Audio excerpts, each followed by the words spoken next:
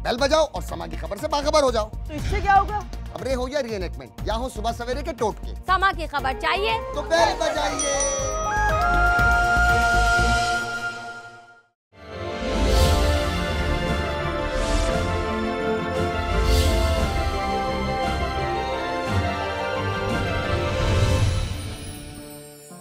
अस्सलामुअलैकुम, मैं हूं ज़ीशान मलिक और आप देख रहे हैं प्रोग्राम हम लोग। और हम लोग की टीम आज मौजूद है कायद आज़म के शहर कराची में। कराची आने की वजह है 25 रुपए। वो 25 रुपए जो बहुत सौ के लिए शायद कुछ भी ना हो, लेकिन कुछ लोगों के लिए ये सारे दिन की कमाई होती है। वो उन 25 रुपयों से दिन भर का खाना खाते हैं। ऐसे ही 25 रुपए एक मासूम बच्चे की जान लेने का सबब बन गए। वो बच्चा कौन था, उसे क्यों मारा गया, ये वो सारे सवालात हैं जिनका जवाब जानने के लिए आज हम लोग की टीम यहाँ शहर कायद में मौजूद है। ये वो शहर कायद है जो पूरे मुल्क की मुआशी हब है। यहाँ हर किसी को रोज़गार मिलता है, लेकिन ऐसा ही एक बच्चा रोज़गार की तलाश में जब निकला तो 25 रुपयों की खातिर उसे जान से ही मार दिया गया। वो जालिम कौन था, इस बारे में जानेंगे और सारी गुत्थियाँ सुलझाएंगे इस केस की और कोशिश करेंगे कि मकतूल को इंसाफ मिल सके।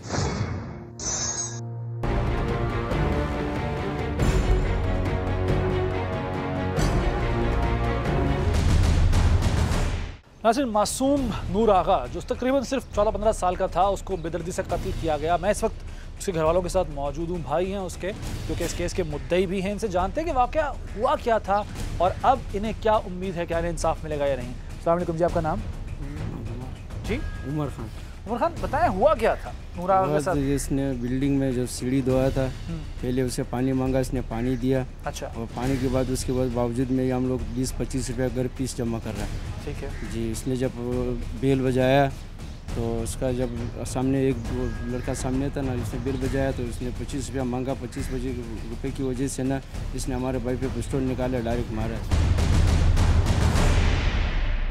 पहले भी वहाँ काम करता था नूर आगा उस बिल्डिंग में? पहले भी करता था। और तमाम लोग उसको पैसे देते थे? 25 रुपये देते थे सफाई करने के? हाँ, एक दिन पहले सभी देता है, सब पैसा देते हैं हम लोग। आप उस वक्त कहाँ थे जब ये सब कुछ हुआ? हम उसी कॉलोनी में अंदर था। कॉलोनी के अंदर ही? जी। तो आपको क्या इत्तला कब मिली, कैसे पता चला, किसने बताया आके? हमको भाई ने, दूसरा भाई भी साथ था ना, उसने भी बताया। अंदर हम लोग उस छुट्टी का दिन था, इतवार का दिन था, तो हम लोग आता भी नहीं है ना, ये धोने के लिए हम लोग आए। इसने बोला हम जाएगा उधर, वो बिल्डिंग धोएगा।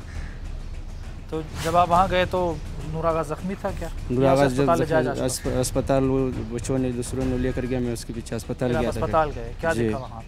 वहाँ पे जब हम अस्पताल पहुँचा तो पुलिस वाला फिर इधर आया था अंदर कानूनी में। फिर हम वापस दूसरा अस्पताल पे गया, फिर इधर आया पुलिस वाला। फिर जब पुलिस वाले ने फायर हम लोग फिर गया जाउद्दीन अस्पताल पे।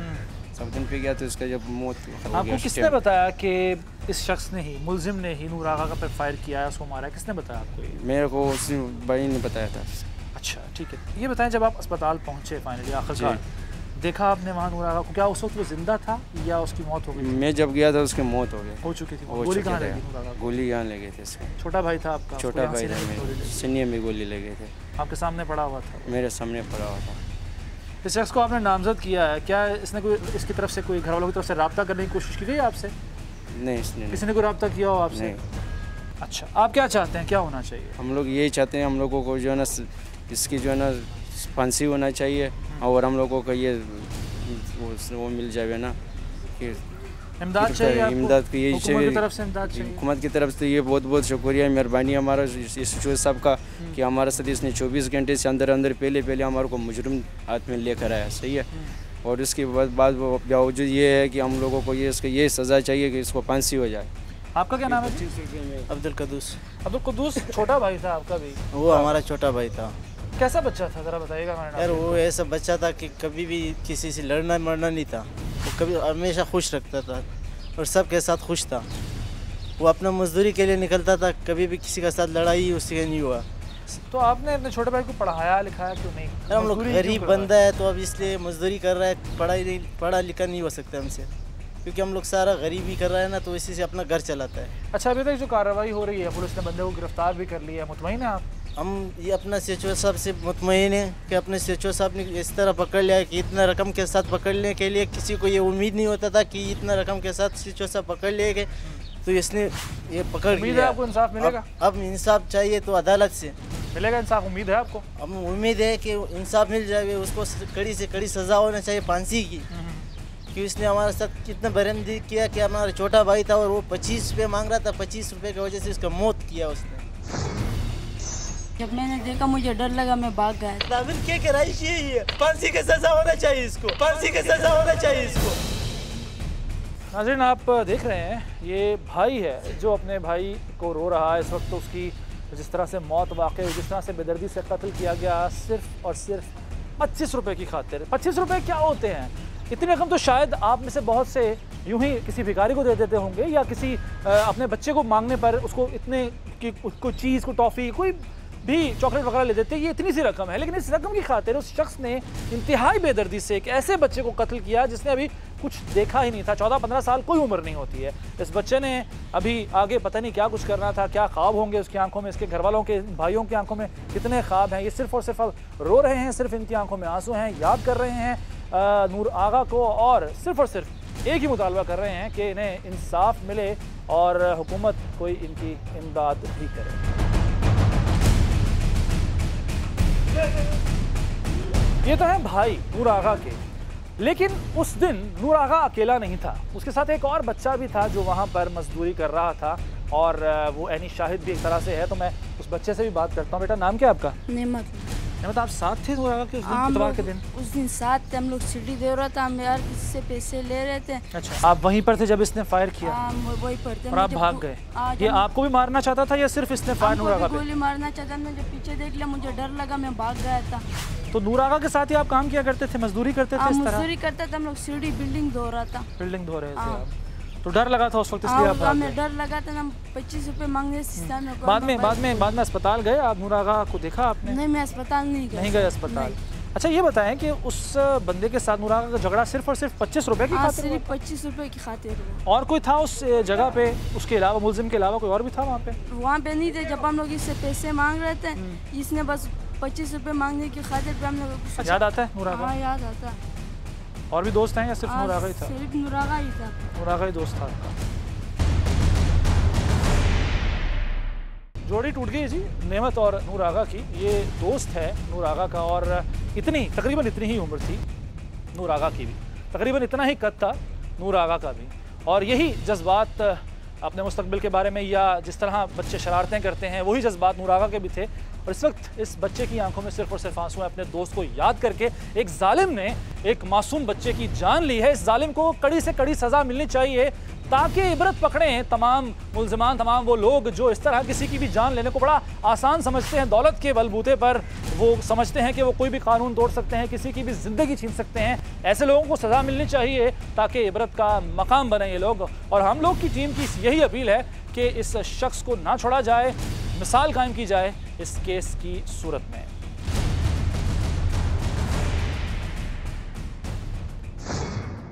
मैंने कहा मेरे घर में सफाई करोगे तो मैं आपको पे करूंगा। ठीक है। मैं 700 रुपये हर महीने मेंटेनेंस देता हूँ। बिल्कुल सही है। तो मैं आपको फिर इसके पैसे बाहर की सफाई करने की क्यों दूँ? तो फायर की आवाज़ है? मैं जब किया तो मैं थोड़ा सा खून पड़ा था जब मैं निकल रहा फायर की आवाज़ आई है? आई थी।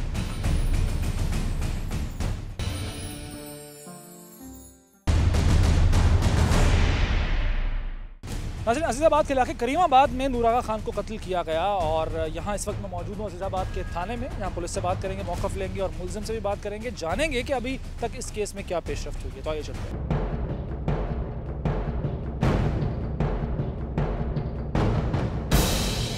नाज़रीन, नूर आगा खान कत्ल केस में खुशाइंद बात यह है कि पुलिस ने फौरी कार्रवाई करते हुए, बरवक्त कार्रवाई करते हुए इस मुल्ज़िम को गिरफ्तार कर लिया है जो कि शायद बैरून मुल्क फरार होना चाहता था। पुलिस की अब तक की जो तफ्तीश है उसमें क्या बात सामने आई है मैं जानूंगा SHO जनाब जमाल खान लगारी साहब से। लगारी साहब, शुक्रिया आपने वक्त दिया। ये बताएगा कि इस केस में क्या इत्तला मिली आपको, किस तरह से पुलिस ने कार्रवाई की और तफ्तीश में अब तक क्या चीज़ सामने आई है?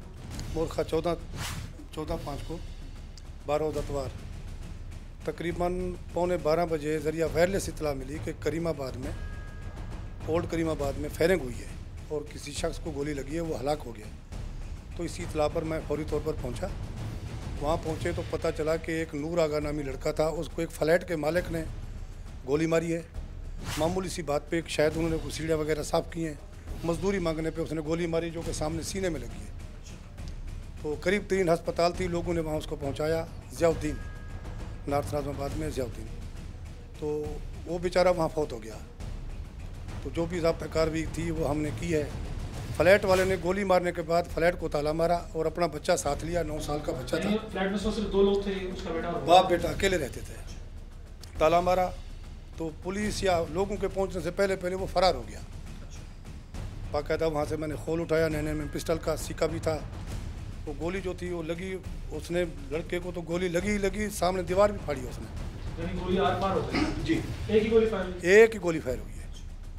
बहरहाल ज़ाब्ता कार भी हमने की। फिर उसका भाई आया उमर खान, उसके बयान 154 पे हमने FIR काटी। 302 FIR नंबर 138/17 302। तो मुलजिम को किस तरह आपने गिरफ्तार किया? मतलब क्या आपने इसके लिए जियो फेंसिंग की या कोई और तरीका का इस्तेमाल किया? अगर वो भी बताइए, क्योंकि आप बता रहे हैं कि वो फरार हो गया था, वहाँ से जा चुका था। एयरपोर्ट की हदूद से हमने इसको गिरफ़्तार किया है। बाकायदा इसका बच्चा भी इसके साथ था। बैग इसमें कम अज़ कम 7 लाख के करीब करेंसी थी मुख्तलिफ ममालिक की, जिसमें China, Dubai, American dollar, Pakistani currency. बाकायदा वो मैंने ज़ब्त तहरीर में हमने लाई है जितनी भी थी। यानी ये मुस्तकिल तौर पर फरार होना चाह रहा था, सारा का अपना बंदोबस्त करके। जनाब अमेरिका जा रहा था। जब इतना बड़ा इसने जुर्म किया तो इसने समझा बेहतर है कि यहाँ से फरार हो जाऊँ। आला कत्ल बरामद हो चुका है। आला कत्ल नैना में पिस्टल है बाकायदा, वो भी मैंने गिरफ्तार। लाइसेंस्ड है या वो भी? लाइसेंस याफ्ता था लेकिन एक्सपायर हो गया 2014 में।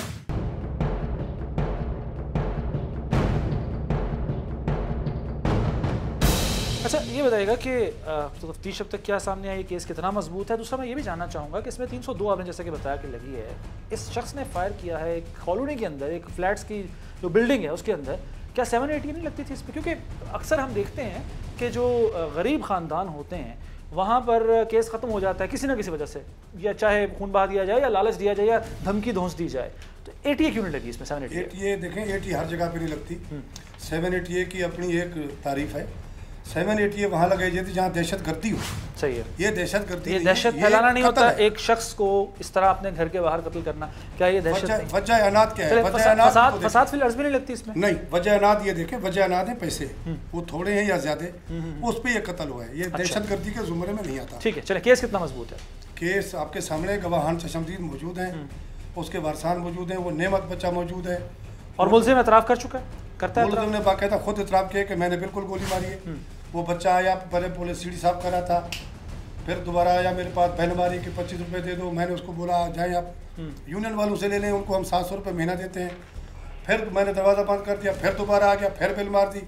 तो मैंने अपना पिस्तौल उठाया, बिल्कुल मैंने गोली मारी उसको। ठीक है, यानी वो इतराफ़ कर चुका है। ठीक है, ठीक है। नाज़रीन, आप SHO साहब की गुफ्तगू सुन रहे हैं, जमाल लगारी साहब की। उनका कहना है केस बड़ा मजबूत है। कार्रवाई उन्होंने आला अफसरान के हुक्म पर की। 24 घंटे के अंदर अंदर मुलजिम को गिरफ्तार भी कर लिया है। और लग रहा था कि मुलजिम बहुत सारी रकम लेकर अपने ब्रीफ केस में फ़रार हो रहा था अमेरिका के लिए, जहाँ उसके रिश्तेदार पहले ही रहते हैं। तो एक बड़ी कामयाबी है पुलिस की। देखते हैं अब इस केस में मुस्तकबिल में क्या फ़ैसला होता है, अदालत क्या फ़ैसला करती है।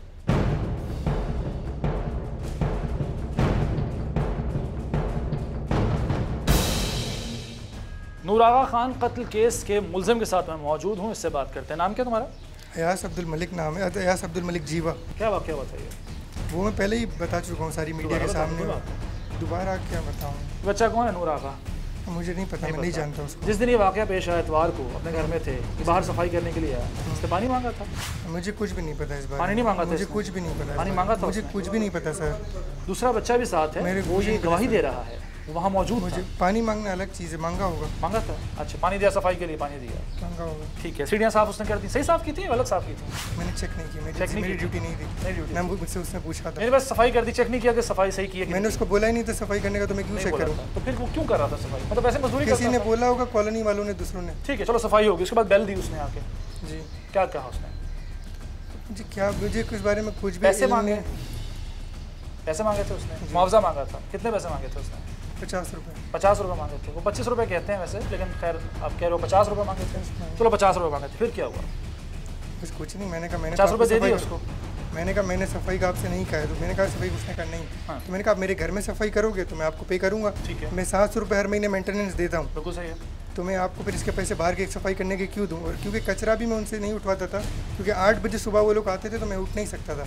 तो कचरे की थैली भी मैं खुद नीचे जाते हुए जब भी जाता तो फेंकते हुए चला जाता था। ठीक है, चलो उसने 50 रुपये जिद करने लगे, वो 50 रुपये के लिए तंग करने लगा, फिर क्या हुआ? जो पानी मांग मैंने उसको 50 रुपये नहीं दिए। 50 रुपये नहीं देने थे, जाहिर है यूनियन वालों को पैसे देते थे। 50 रुपये उसको मैंने नहीं दिए, वो मैं उसको 50 रुपये नहीं दिया, वो उस तरफ चला गया, मैं अपने घर में चला गया। घर में चले गए बस। तो खुद ब खुद पिस्तौल जो है वो बाहर गया, उसने फायर किया जो तुम्हारे पास था। मैंने उसको नहीं मारा। तुम्हारे पास पिस्तौल है वैसे? वो मेरे बिल्कुल लाइसेंस वाला है? लाइसेंस तो उसका एक्सपायर हुआ है।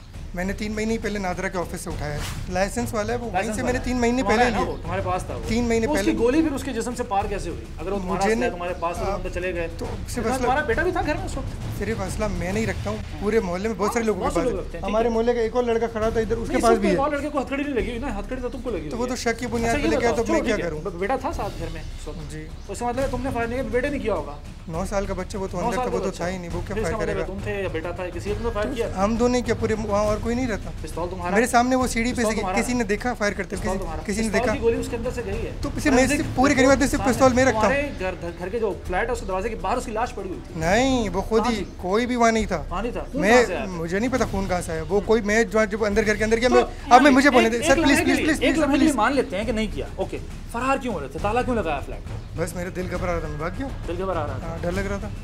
कोई वही नाज़िल होती है कि कुछ होने वाला है मेरे साथ? सिक्स सेंस नहीं मुझे करती लगा, हो? पता नहीं क्या चला गया सिक्स मैं। सेंस, ये पता है ना कि एक इंसान की जान लेना, पूरी सर आप मुझ इंसानियत पे की जान इल्जाम लेना लगा रहे तो किसी ने देखा है उसको? है या नहीं है? किसी ये ने मानते देखा हैं? है? मानते हो? बिल्कुल। एक मैं इंसान की जान लेना। कुरान भी पढ़ा है, उसका तर्जुमा भी आता है मुझे। माशाल्लाह, बड़ी अच्छी कि बात एक है। इंसान को मारना पूरी इंसानियत का और कत्ल है। झूठ बोलने से भी मना किया गया, मैंने उसको बिल्कुल, मैंने नहीं मारा। गवाही देने से भी मना किया गया है हमारे मजहब में, ऐसा ही है ना?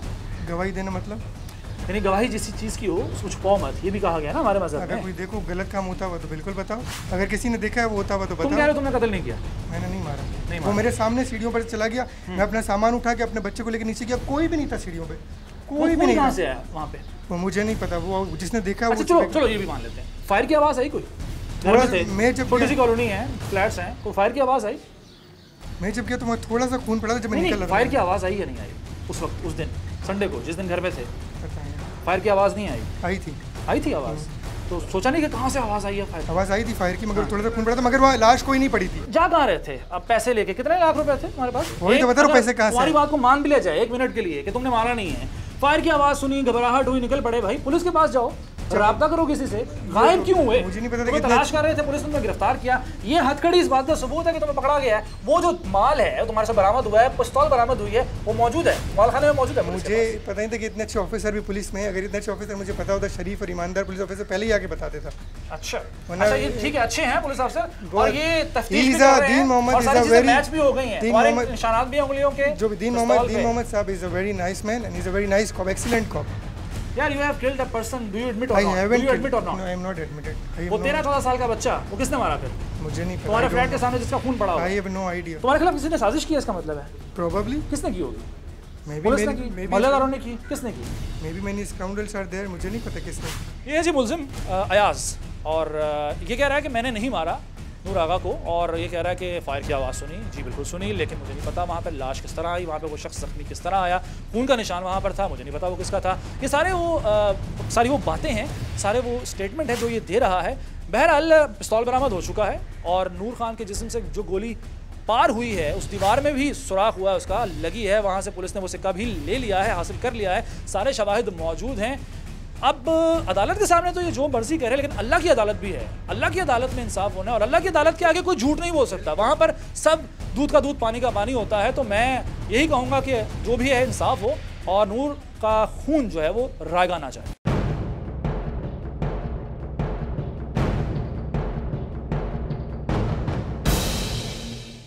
नाज़रीन, नूर आलम कत्ल केस को जिसने रिपोर्ट किया, हमारे रिपोर्टर है सालिक शाह के साथ में मौजूद हूँ, जानते हैं कि ये केस है क्या और पुलिस ने अब तक क्या पता लगाया है और केस कितना मजबूत है।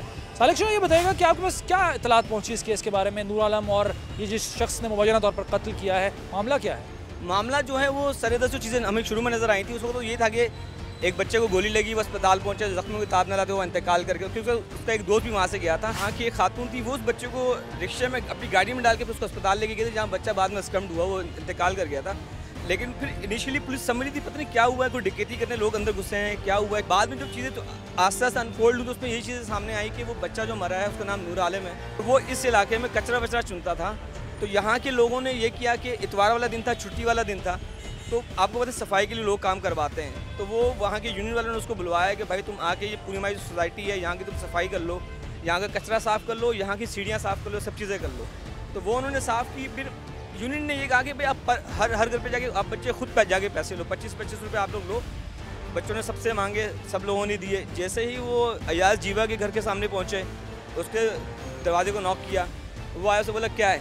उसे बोला हमने सफाई की, आप देखें हमने आपकी पूरी गली साफ़ की है, आपका पूरा कॉरिडोर साफ़ किया हुआ, सीढ़ियाँ साफ़ की हैं, तो सब हमें पैसे दे रहे हैं 25-25 रुपये, तो आप भी दें। उसे बोला नहीं, जाओ तुम यूनियन से लो।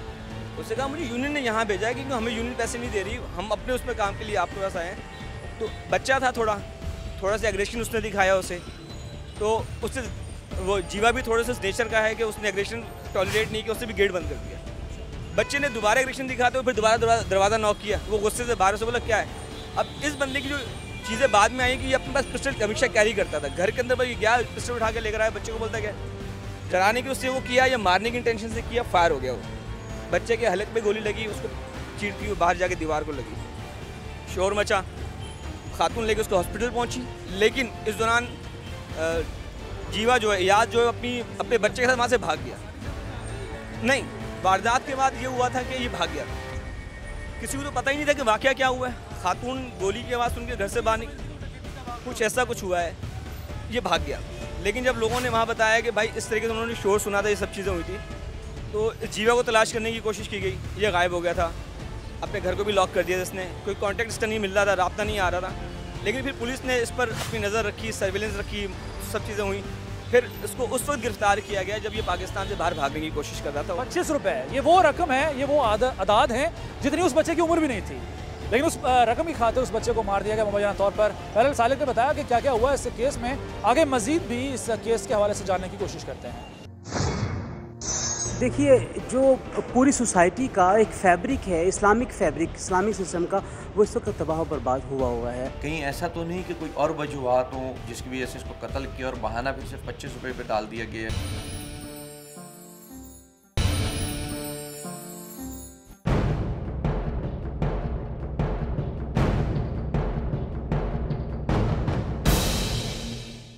नूरा कत्ल केस के कानूनी पहलुओं पर बात करने के लिए मैं इस वक्त मौजूद एडवोकेट लाहौर हाई कोर्ट जनाब मियां अली इशफाक साहब के साथ बात कर लेते हैं। शुक्रिया मियां साहब, वक्त आपने। ये बताइएगा कि केस की संगीनी ये है कि 25 रुपये की खातिर एक शख्स ने 14-15 साल के बच्चे को कत्ल किया है।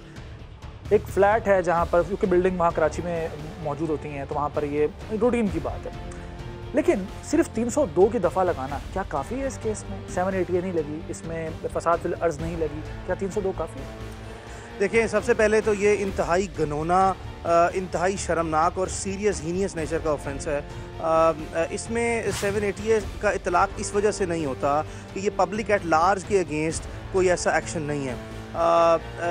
अच्छा, बावजूद इसके कि पब्लिक एट लार्ज के नहीं है, इस केस को एक एग्जाम्पलरी क्लासिकल वे में इन्वेस्टिगेट करके इसको कन्विक्शन करवानी चाहिए प्रोसिक्यूशन को, और इसको एक एग्जाम्पल सेट करना चाहिए। ठीक है। अच्छा, इसके साथ साथ मुझे ये भी बता दीजिएगा कि हम देखते हैं इस तरह के केसेस में, अब ये जो मुलजिम है, दो इसके बयानात मुख्तलिफ मुतज़ाद बयानात तो हमारे सामने भी आ गए। पहले ये माना, इसने कैमरे के सामने एडमिट किया अपना जुर्म, उसके बाद ये मुकर जाता है और ये मुख्तलिफ तरह की कहानियाँ सुनाता है। हम देखते हैं ऐसे केसेस में इसी तरह होता है कि पहले मुलजिम मान जाता है, लेकिन अदालत में जाके वो अपने जुर्म से मुकर जाता है। क्या इसका जब जो कैमरे के ऊपर जो बयान है उसकी हैसियत नहीं है अदालत के अंदर, और अगर है तो क्या उससे कोई फ़र्क पड़ता है केस पे?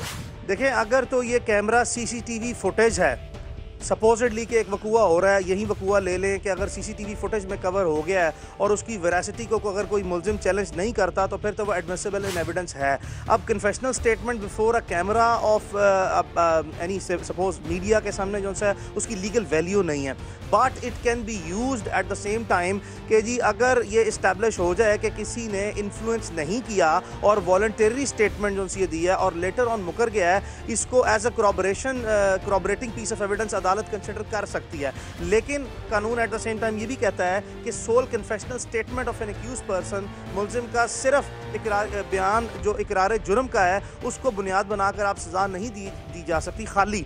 इसके साथ आपको corroborative piece of evidence जो कि इंडिपेंडेंट एविडेंस है वो आपने कलेक्ट करनी है। नाज़रीन, मैं इस वक्त मौजूद हूँ मशहूर सोशल वर्कर सारिम बर्नी साहब के साथ, जो किसी तारुफ के मोहताज नहीं है, इंसानी हुकूक के लिए इनकी बहुत सी खिदमात हैं। ख़ास तौर पर बेसहारा बच्चों के लिए आप काम करते हैं और उनके हुकूक के लिए बहुत मेहनत करते हैं, अंत तक मेहनत करते हैं। तो ये चूँकि वाक़या भी एक 13-14 साल के बच्चे का ही है, उसके कत्ल का है, तो मैंने इनके पास इसी हवाले से आया हूँ बात करने के लिए। बहुत शुक्रिया सर, आपने वक्त दिया। सारिम सर, तकरीबन 13-14 साल इसकी उम्र बच्चे की, मजदूरी करता था। 25 रुपये का मुआवजा हासिल करने के लिए इस शख्स के पास जब गया, गुस्से में आके उसने इसे कत्ल कर दिया। आप क्या समझते हैं किसका कसूर है? हुकूमत का, पुलिस का, माशरे का, किसका कसूर है? देखिए, हम सब का कसूर है, माशरे का भी, हुकूमत का भी, इदारों का भी, हम सब का कसूर है। और दूसरी बात यह है कि 25 रुपये तो कहा जा रहा है, मैं नहीं समझता कि 25 रुपये के पीछे से गुस्सा आ जाएगा और कत्ल कर देगा उसको। कि यकीनन इन बच्चों के साथ और बहुत कुछ ऐसी चीज़ें होती हैं पीछे जिसकी वजह से कत्ल किया जाता है। कहीं ऐसा तो नहीं कि कोई और वजूहात हों जिसकी वजह से इसको कत्ल किया और बहाना फिर सिर्फ 25 रुपये पे डाल दिया गया, 25 रुपये का कह दिया गया। तो हर चीज़ को देखने की ज़रूरत है। लेकिन मुसीबत ये आती है इसमें, बदनसीबी हमारे माशरे की, कि वो इतने गरीब लोग होते हैं कि ना वो अस्पताल जाके तो छोड़ दें खर्चे, वो अस्पताल कैसे जाएं, वो इतने पैसे कैसे लाएं कि वो अस्पताल तक के जाएं, फिर जा कर के वहाँ उनके मुंह कैसे भरें। यहाँ MLO को आप अगर पैसे दे रहे हैं, आप ज़ख्मी हैं या नहीं हैं, तो आपकी रिपोर्ट बन जाएगी, मैं दे रहा हूँ तो मेरी रिपोर्ट बन जाएगी। तो जब हालात ऐसे होंगे, फिर अदालतों के चक्कर, फिर वकीलों के चक्कर, फिर पुलिस के चक्कर, IO फिर मिल जाता है, IO डराता है, बड़े लोग हैं, तो ये बेचारे कहीं के भी नहीं रहते। इनके लिए एक निज़ाम बनाना चाहिए। और ख़ास तौर पर मैं हमेशा एक ही बात कहता हूँ, कत्ल को सिर्फ कत्ल के नाम से पुकारा जाना चाहिए। इसको ना इज़्ज़त की वजह से कत्ल कर दिया, ना किसी कौम और तासुबियत की वजह से कत्ल कर दिया, और स्टेट क्राइम कर देना चाहिए इसको। माफ़ी का अख्तियार सिर्फ उन कत्ल में होना चाहिए। अगला सवाल भी इसी हवाले से था, जैसे कि आपने भी कहा गरीब लोग जो हैं वो तो अदालत के चक्कर भी नहीं काट सकते। ये लोग भी गरीब हैं, मजदूरी करते हैं, 5 भाई तो हैं, अब 4 रह गए जिनमें से। ऐसा देखते हैं हम ऐसे केसेस में कि बाद में जो स्ट्रॉन्ग पार्टीज़ होती हैं, जो मुल्ज़िमान होते हैं, पैसे देकर या लालच देकर या धौंस के ज़रिए वो केस वापस दिलवा देते हैं। चूँकि 302 सिंपल है, इसमें ATA भी नहीं लगी हुई, दहशतगर्दी की दफ़ा या फसाद फिल अर्ज़ की। तो इस सूरत में आपको क्या समझते हैं कि रियासत को आगे आना चाहिए, टेकअप करना चाहिए केस को? देखिए, बिल्कुल रियासत को आना चाहिए, लेकिन मेरा भी इदारा है, हम भी उसके लिए हेल्प कर सकते हैं अगर हमसे हेल्प लेना चाहे। इदारों के पास जो वाकई एक रेपुटेशन भी है उनकी, और एक वाकई तन काम कर रहे हैं, जिसे मैं कहूँ, मैं अपनी बात सिर्फ नहीं कर रहा, बहुत सारे ऐसे इदारे उनके पास जाएँ जिनको खुदा खौफी है, जो लड़ना जानते हैं आपके लिए, तो मेरा ख्याल है कि इनको इंसाफ मिलेगा। लेकिन फिर बात वहीं आ जाती है, इंसाफ दिनों में या महीनों में या नहीं मिलता, उसके लिए बहुत टाइम चाहिए होता है। रियासत सारे सब माँ की तरह होती है। अब ये कैसी माँ है कि इसके बच्चे मजदूरी करने में मजबूर है, इनको तालीम दिलवानी चाहिए, इनके हाथ में कलम होना चाहिए, बेचारे झाड़ू लगा रहे हैं, सफाइयाँ कर रहे हैं, मजदूरी कर रहे हैं, यानी रियासत भी इसमें जिम्मेदार है बराबर की? बिल्कुल है, और रियासत ऐसी ही माँ है। अगर हम अपनी रियासत की माँ की बात करें, जैसे अक्सर सुनते हैं कि माँ ने बच्चे को कत्ल कर दिया, माँ ने बच्चे को दरिया में फेंक दिया, पाकिस्तानी रियासत ऐसी ही एक माँ है। तो मैं समझता हूँ कि अब हमें उससे शिकायत करने के बजाय हमें अपने अंदर, अपने गिरबानों में देखने की ज़रूरत है कि हम किधर किधर क्या क्या कुछ कर सकते हैं और नहीं करते, जिसकी वजह से ये चीज़ें फिर हमारे सामने आती हैं। हम क्यों हर वक्त रियासत को, यानी अगर किसी की माँ या बाप इस काबिल नहीं है कि बच्चों को पाले, तो क्या कोई अब उसको हाथ नहीं रखेगा, कोई उनको नहीं पालेगा? तो मैं समझता हूँ कि हम लोग अपनी ज़िम्मेदारी अदा करनी चाहिए, अपने बच्चों के साथ ऐसे बच्चों की जो है ना निगहदाश्त करनी चाहिए, उनका देखभाल करनी चाहिए, और बिना रंग व नस्ल।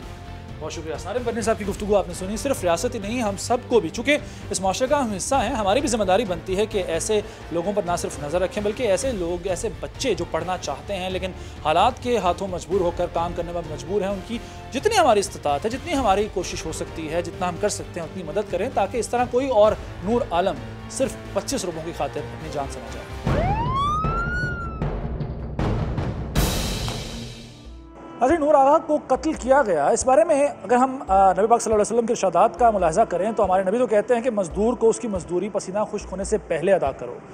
ये शख्स जिसने 25 रुपये मांगने पर एक बच्चे को कत्ल किया, किस सज़ा का मुस्तहिक है, इस बारे में बात कर लेते हैं मजहबी स्कॉलर जनाब डॉक्टर राग़िब नईमी साहब के साथ। और साहब बहुत शुक्रिया, आपने वक्त दिया। सर, जैसे कि मैंने हवाला दिया हदीस का, ये हदीस मौजूद है। अभी इस बच्चे को 25 रुपये की उजरत की वजह से, ना देने की वजह से झगड़ा किया और मार दिया, कत्ल कर दिया शख्स ने, क्या हुक्म है इसके लिए हमारे मज़हब में? बिस्मिल्लाहिर्रहमानिर्रहीम। यहाँ पे वो 2 जुर्म का इर्तिकाब कर बैठा है।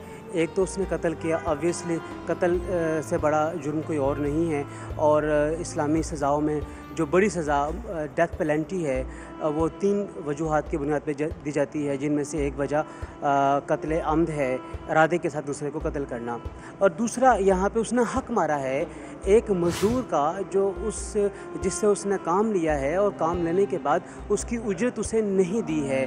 और हदीस का हवाला जो आपने दिया है बिल्कुल ऑथेंटिक हदीस है।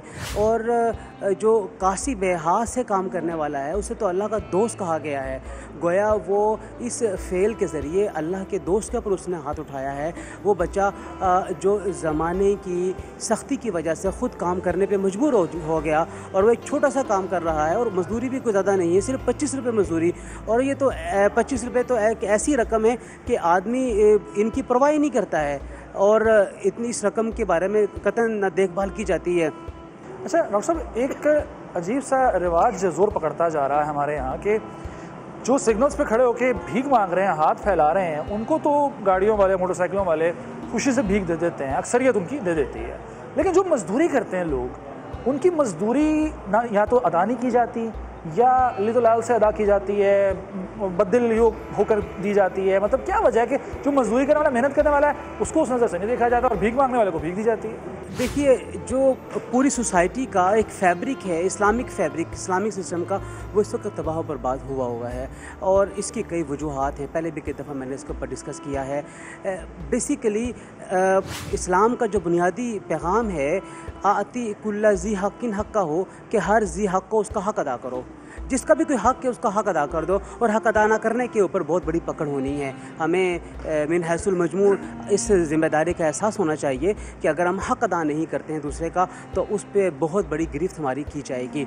बहरहाल जिसका भी जो हक़ है, चाहे माँ बाप की तरफ से है, औलाद की तरफ से है, हमसाए की तरफ से है, ख़रीदो फ़रोख्त के एतबार से है, आजिर और मुजीर के एतबार से है, जिस एतबार से भी है, वो हक़ सही तरीके से अदा किया जाना चाहिए और यह हमारी एक इस्लामी ज़िम्मेदारी बनती है। ऐसे ही उस आदमी को भी चाहिए था कि वो जो 25 रुपये की मामूली रकम है जो एक मज़दूर ने मज़दूरी की है, वो उसको बरवक़्त अदा करता। अब यहाँ पर उसने उसको ना एक तरफ तो उसने अदा नहीं किया और दूसरी तरफ वो कत्ल जैसे जुर्म शनी का मुर्तकिब भी हो गया।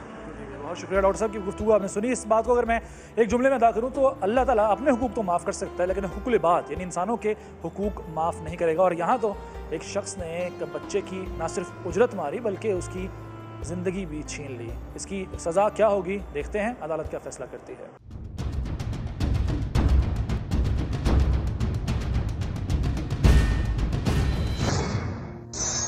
नाज़रीन, प्रोग्राम आपने देखा। ये प्रोग्राम मेरे लिए बहुत जज्बातियत लिए हुए है। वो बच्चा नूर आलम जिसके हाथ में कलम होना चाहिए था, बदकिस्मती से वो मजदूरी करता रहा और इसी मजदूरी करने के दौरान ही अपनी जान से भी गया।